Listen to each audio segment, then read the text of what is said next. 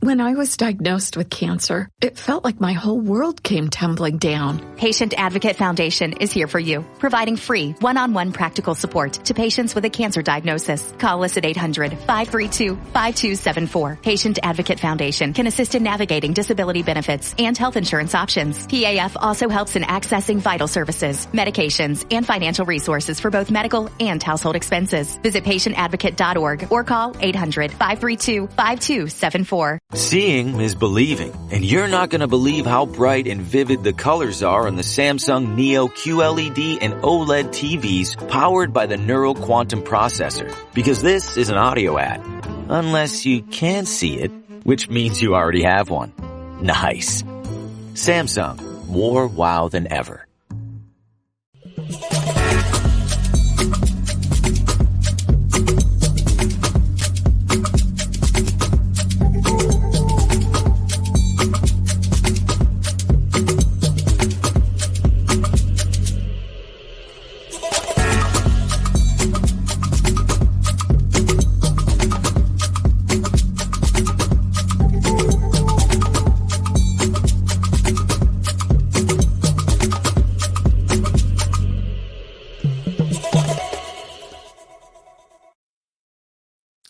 Let me just take that off the screen. That's your little bit of foreplay or your tickler, your taster for tomorrow. We'll be talking to Luis from Hidden in Spain.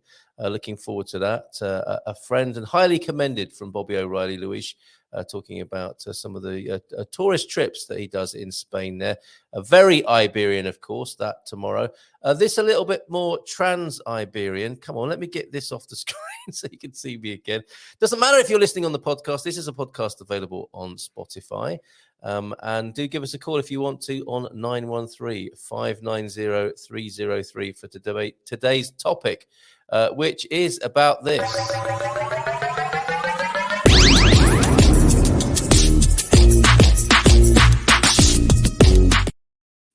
Now, I don't know if Ubi has put this on the screen already as part of this conversation, but it really helps, actually. Socialism is not a dirty word, except in the United States.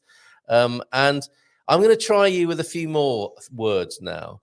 Hola, says that Feel Good Astrology as well. You're here. Let me just put on my ticker tape to encourage you to phone in on, not just yet, though, 913-590-303. The doc is still backstage. You might want to come back for some of this.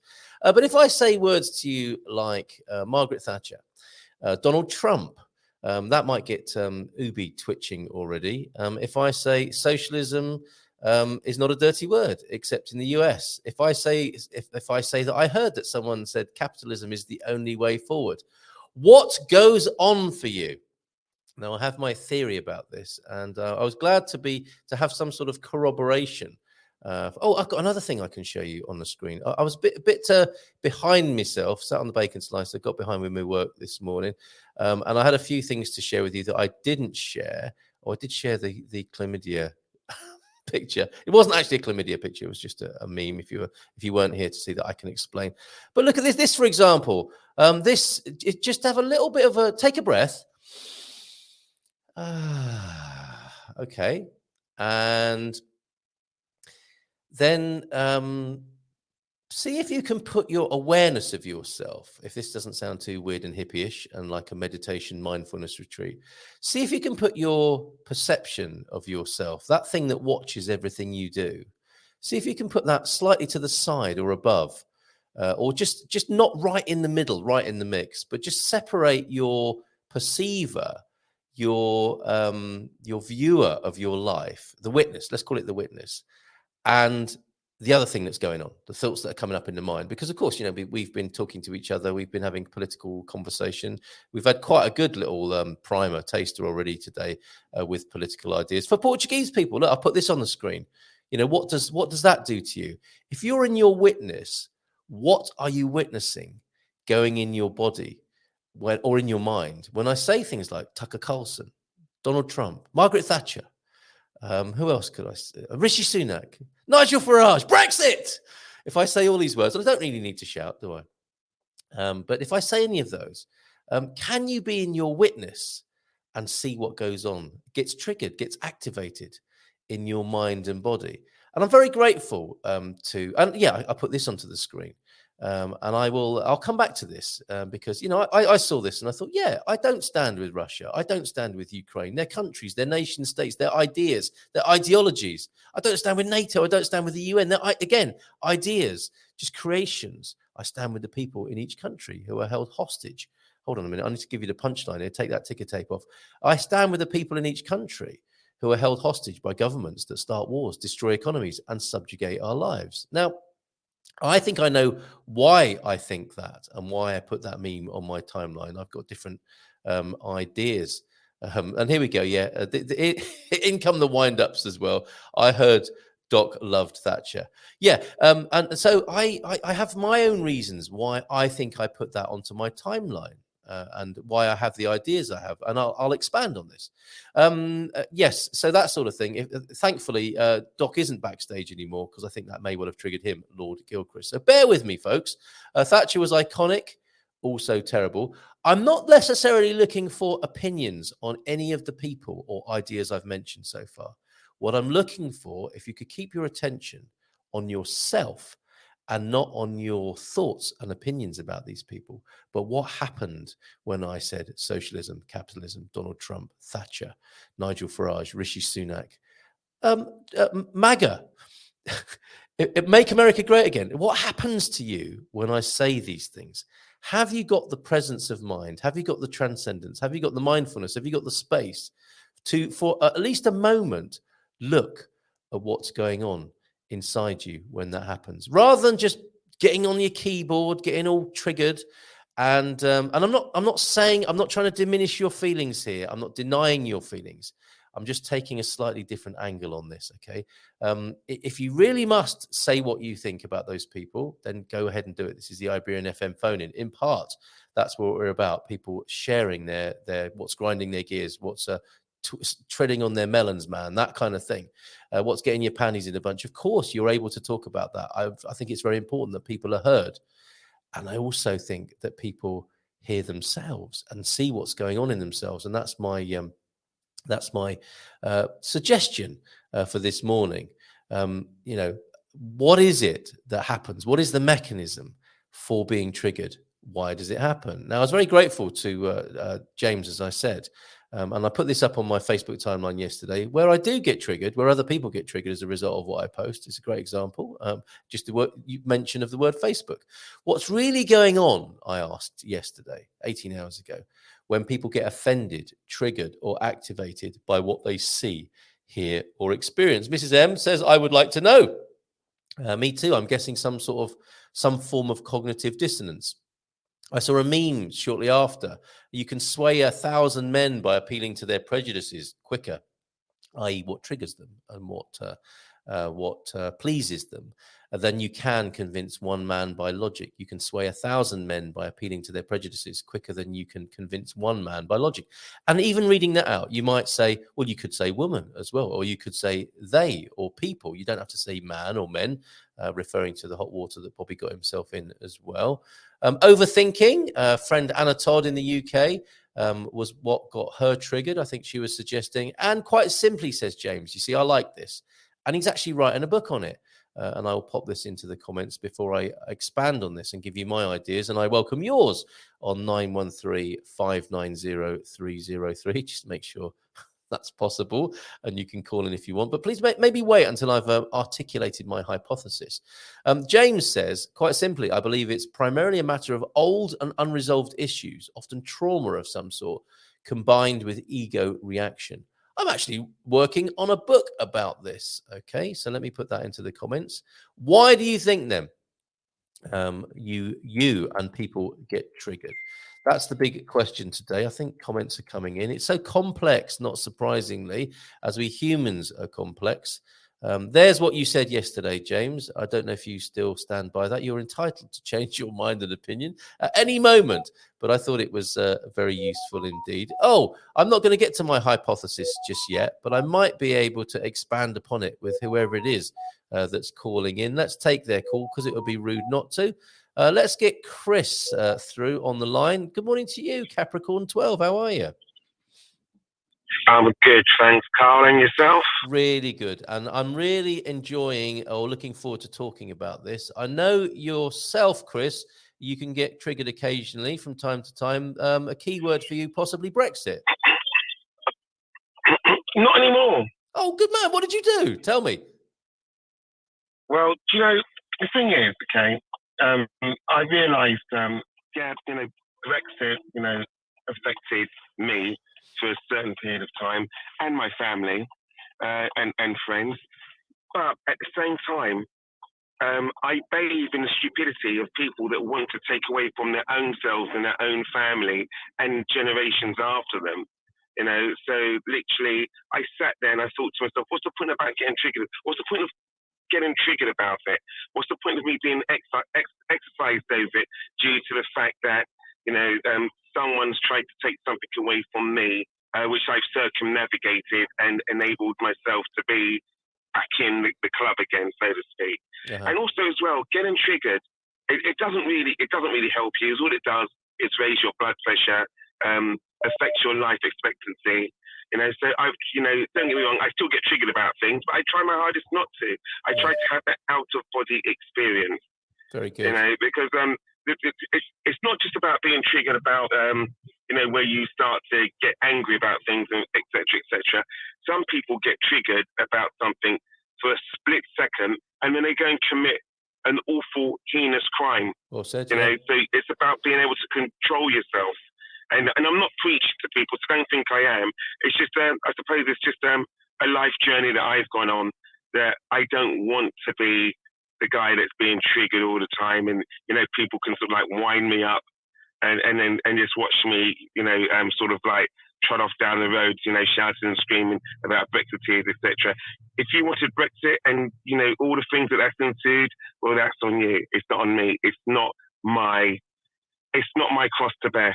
Oh, mate, thank you so much, and forgive me, because I committed a sin against you there, because I had you in my mind as the guy who got triggered about Brexit, because I once or twice saw that, and that's exactly how I greeted you. So forgive me for that, because I don't think that's fair or right. That is not a true friend, is it? Someone who has a prejudice about you or an idea about you, which you, as you have, given up long ago. And that's part of the problem here, isn't it? Is in some way, for our ego survival, we do have to put people in boxes. He's the guy who gets triggered by Brexit. He's the guy who triggers the guy about Brexit.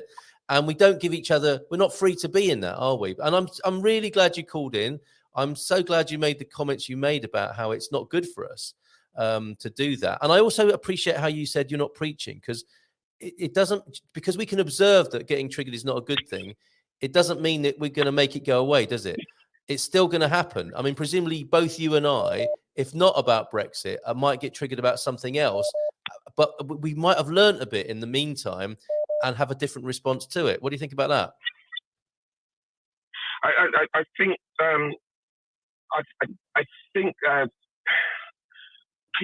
as you said, you read a quote about if you appeal to people's prejudices, etc. Yeah. They come with you a lot faster. And a lot of people have prejudices due to the fact that they're not educated enough on a certain aspect. They know 100% of 1% of something, whereas they don't know 100% of 100% of something. Does that make sense? It absolutely does. Yeah, absolutely. That would be confirmation bias, wouldn't it? And those other things that we never knew about 10 or 20 years ago, unless we were a psychologist. But a lot of people seem to know these things now. I'll give you a simple example. You mentioned Diane Abbott earlier on in the show. Sorry, excuse me. Now, not a lot of people realise or mention the fact that if Hitler was so exercised over Jesse Owens winning all the medals that he did in the Olympics, what do you think the Nazis did to black people in Germany? A lot of people don't put the two together, that there were black people in Germany. There were a lot of black people in Germany. And a lot of those black people ended up being sterilized. They ended up being sent to the concentration camps.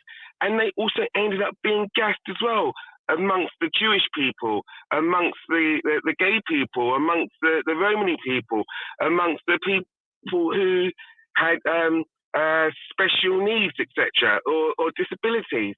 And if you notice, I used the word people with all of those. I didn't say blacks, Jews, gypsies, because they are all people. Mm-hmm. And, and literally, does that get me exercise or does it trigger me? It doesn't trigger me. It just makes me sit there and wonder, when will people begin to realize that we are all people? And if someone does a bad act, they're a bad person, regardless of what color, race, creed, or whatever they are. Nice one, mate. Absolutely. Evil is evil. Yeah. I want to make a distinction here, and I really appreciate what you're saying there. Whoever that is calling, let me just finish with Chris here and just expand on the conversation a little bit. I know you're trying to call in, and I will stick around until we've got the calls answered, because, look, I've triggered Mrs. M. Tried calling in. Now I'm feeling triggered. Is it a call-in show or what? Want a coffee? Yes, please. Confusion, frustration, and sadness are what trigger people, says Aviva Ocean Dweller. I think she knows a thing or two about people's minds and how they work. What I'm picking up from what you said there, Chris, and I completely agree with it, is there is noticing something that is an injustice and acting accordingly, which actually can be quite a calm and powerful thing to do. And then there is and let's call that light.